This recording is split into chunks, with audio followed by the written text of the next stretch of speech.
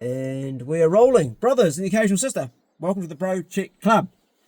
Narcissist. I didn't know what a narcissist was when I was younger, and I had the misfortune to get to know one very well. Her name was Leonie. She was much younger than me. She would have been probably 18, 19, maybe 20, and I was 27.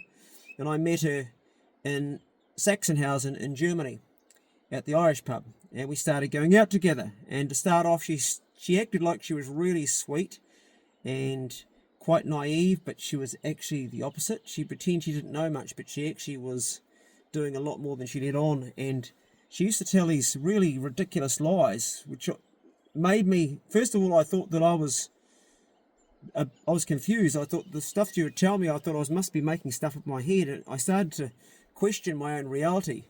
She'd say things that were completely not what happened, and I would start to question, gee, did it happen or not? One time I said to her, we'll go to the Shamrock, my mate Stuart's playing there tomorrow, Stuart from Chicago, and I want to go and see him. She goes, oh, I don't like the Shamrock. It's not a pub I like to go to. I said, but Leonie, it's got really cool vibe. Okay, it's got some hardcore people in there, but it's got a good feeling when you get in there. And she says, no, I don't like it. Anyway, the following night, or maybe the night after that, it might have been, I can't quite remember, she said to me, well, they had a good night at the Shamrock the other night. And I said, yeah, it was a fantastic night apparently. We should have gone. She said, yeah, we should have gone. And I said, well, you didn't want to go. You said you don't like the Shamrock. She said, no. She said, you said you don't like the Shamrock. I said, what? She said, yeah, you said you don't like such and such behind the bar, and it's not a comfortable feeling in there. I said, that's not right. I said, you told me that you don't like it. And she said, oh, you've lost it. And I started to question myself. So that was the first little red light flag that went up. But I thought, well, maybe I did say that, because I used to drink a bit in those days and take different substances. And I didn't have a very good memory because I took different substances, and she would use that against me. She'd say, oh, you can't remember you said that. And I'd think, geez, maybe I didn't, because I didn't have a good memory. And then she would make up these sort of things that I'd done for her and tell her friends, like my name is Spider back then, I worked on the show name is Spider, and she said, oh, Spider's bought me this really nice dress. And I only know that because one of the Irish girls in the bar said, oh, that was a lovely dress she bought Leonie. And I said, oh, I never bought Leonie a dress. She said, yes, you did. You shouted her a dress, and you also paid for her meal the other night. And I thought, what? And so I questioned her, and she goes, yeah, you bought that dress for me. And I said, what dress? She goes, this one. Remember we were at such and such? And I said, I remember the shop, but I don't remember buying your dress. I remember you saying you liked it, and it'd be nice to have it, but I didn't buy it. She goes, yes, you did. And I was like, what the fuck? And then I started to think I was going mad. And this kept on going on and on. She would tell her friends that I was doing this for and that for her when I wasn't. And eventually it just got too much.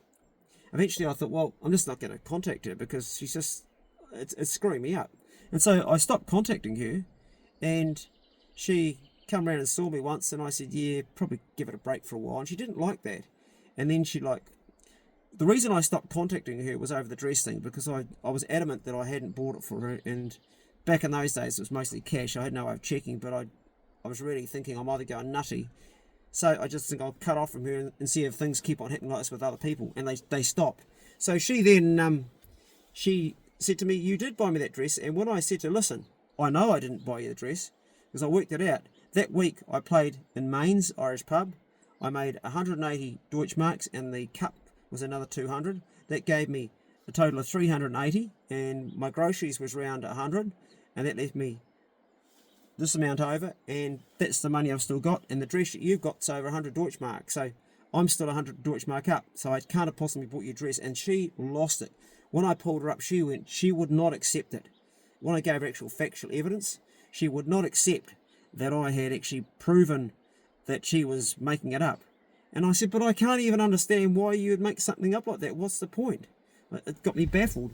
She was trying to showcase to her friends, I think, that I was like this guy that was spawning her and stuff. I don't know why she would want to do that, but anyway, this went on and on with lots of other things. And so eventually I thought, well, I'm going to knock on the head. So after that dress thing, that was it. I stopped seeing her. But she showed up. And when she showed up, she was all sweet and nice and demure, how she was when I first met her, with these beautiful brown eyes, and just saying, oh, let's go out, just have a good night. So me being a dumb bloke, yeah, okay. Out we went. It was a lovely night. We had a Italian meal. I ate pepper steak with mushrooms and cream sauce. It was just delicious, and the Italian waiter was nice, and I paid for it. And we had this really nice evening, and we drank some wine, and I wasn't working that night. We went back to her place afterwards in Frankfurt, and some music, and we did some dancing in her. She only had a very small apartment, and she had a nice black dress, and she was beautiful, and it was just a nice night. And it was back to how it was when I first met her, and we were kissing on the balcony. We had a nice evening. You know the rest without me going through it with you. I woke up the next morning. It was like waking up next to somebody completely foreign. She said, "You were really rude last night in the restaurant." I said, "Was I? What did I do?" I had a few drinks. I said, was I messy with my eating, or was I rude to somebody? She goes, "You were rude to me." I said, "Really?" She said, "Yeah, you were ignoring me half the night." I said, "I might have tuned out a couple of times, but I wasn't ignoring you. I was actually thought we were having a fantastic night, and I was into it." She goes, No, you were actually quite rude. You were just ignoring me." And I said, "Look, I can't remember where I was, and I'm sorry if I was, but can you just tell me what specifically it was that I did?" And then she told me the story that didn't happen that night before. It was just so elaborate and so far-fetched. I thought, oh my God, she's psychopathic. And instead of saying to her that never happened, like I had in the past, I said to her, "Hey, look, I'm really, really sorry for doing that." I just said, I'll just validate it. I said, "I'm really sorry that I did that, and I shouldn't have. I didn't realise it was that bad." And she didn't quite know where to put that. She was trying to get me sort of to, I don't know what. And I gave her a kiss. I said, "Hey, it was a wonderful night. See ya." And she said, "Where are you going?" I said, "Well, I've got to go now to get back on the road." She said, "When are you going to call me?" And I said, No. And I never called her again. And because I was travelling around on the road and stuff, I thought, well, that's it. I'm not going to see her, and I never called her. But I actually did meet her again in Frankfurt. And that was about 3 months later. My mate Stuart was playing in Sachsenhausen, and met her again, and that was a bloody mistake. Got with her, went back up to her place, had another nice night, and then 2 nights later, I was going back to see her, and I've actually told this one of my other stories, and there she was banging Martin, the other musician, Irish guy. She was actually in the lift going up to her place. She was banging him, so her and I were seeing each other again, and they were having a root in the bloody elevator, and she never told me she was seeing anybody else. I wasn't seeing anybody else, and that just basically spelt the end of it. So that was my experience with someone who, looking back now, was definitely, if not a narcissist, a pathological liar. But I always thought that most people were just friendly and cared about other people's feelings, and I was so naive. I thought that most people would always want to be, what's good for you is good for me, and what's good for me is good for you, and you'll prop each other up. But she just, for some reason, wanted this ridiculous attention. She wanted to make out that I was spending more on her than I was. I was giving her more than I was, and that I was more in the relationship just to her friends. And I think she was a pathological liar and a narcissist.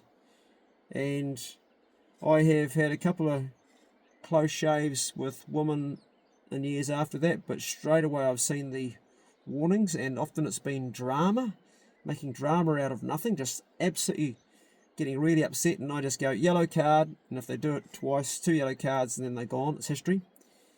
And I've walked away from a lot of women in my life that have just brought unnecessary drama to the table, and I think what it is not all, but mostly not all, but a lot the ones that I got within the music industry and the artist industry, a lot of them were quite highly wired. Crazy woman, great in bed, but absolutely, for a steady relationship, volatile. And you say just the wrong thing, or you do a slightly wrong thing, you look the wrong way, you act the wrong way, and they just explode like you've just told them that you're going to cut off their arms and legs, or you're going to take all their money off them, or it's like the most crazy thing, and it's just something small. Like, no, I don't really think that dress does look that good on you. I reckon you'd be better with something that, shows your shape off more, or something that makes you look a bit bigger, or makes you look a bit slimmer. You're just trying to be honest. Fucking bad mistake, man. Bad mistake. You always say, that's fine, dear. Although I don't do that today with my current relationship, because that's with someone that actually I would always speak the truth, and she would be okay with that. But a lot of the ones in the past I've had, you just got to be so careful how you talk. how your words are.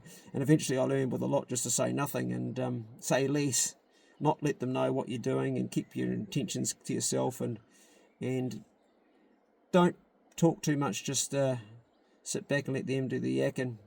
That's not a healthy relationship either. You want someone where you freely express between each other. So yeah, I've had a few ones that are slightly unhinged, but that Leonie, she was, yeah. I have had worse actually. I've been with women who are violent too.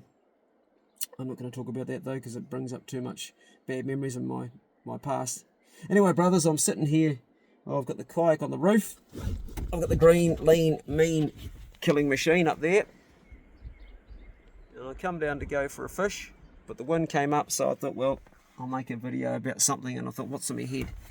And I actually had a dream last night about Leonie, and it triggered it, and I thought, geez, I dodged a bullet there. Anyway, this is just some of my experiences about what I have had in my life with women. You men will have, many of you will have had other experiences. Many of you women that are watching this will have experienced things differently too. These are only my experiences, the way that I saw them, and I'm always prepared to say that I might have actually played a part that was wrong in every relationship I've been in, because I have. It takes two to tango, and I'm not perfect by a country mile, but I have been with people that have been a bit nutty, and that was one of those stories. I hope you enjoyed it. See ya. Go steady. Bye.